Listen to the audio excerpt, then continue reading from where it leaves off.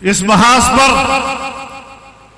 ایک لمبی جنگ ہم نے گزاری ہے، ہم نے کٹھن سفر طے کیے ہیں، اور ہم نے اس راستے میں ڈاکٹر خالد جیسے مخلص اور جوان ساتھیوں کے خون کا نذرانہ پیش کیا ہے۔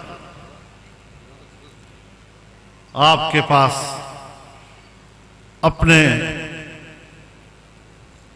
ان اکابرین کا آپ کے اوپر قرض ہے۔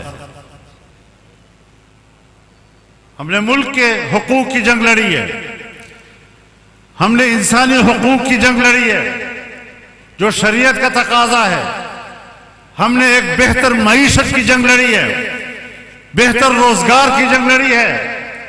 کوئی بہتر روزگار کے راستے تلاش کرتا ہے مغرب کی خوشامد میں، اور کوئی بہتر معیشت کے راستے تلاش کرتا ہے سوشلزم اور کمیونزم کے راستے میں۔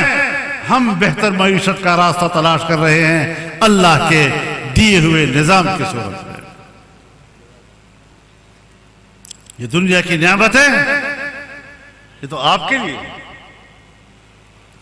قل من حرم زینۃ اللہ التی اخرج لعبادہ والطیبات من الرزق۔ یہ جو دنیا کی نعمتیں ہیں، یہ جو پاک رزق ہے، کب اللہ نے تم پر حرام کیا ہے؟ قل للذین آمنوا فی الحیات الدنیا، کہہ دو کہ یہ ایمان والوں کے لیے ہے، اور اس دنیا میں تو کافر بھی آپ کے ساتھ شریک ہے، اور آخرت میں خالصۃ یوم القیامہ صرف اور صرف آپ کے لیے متعین ہے۔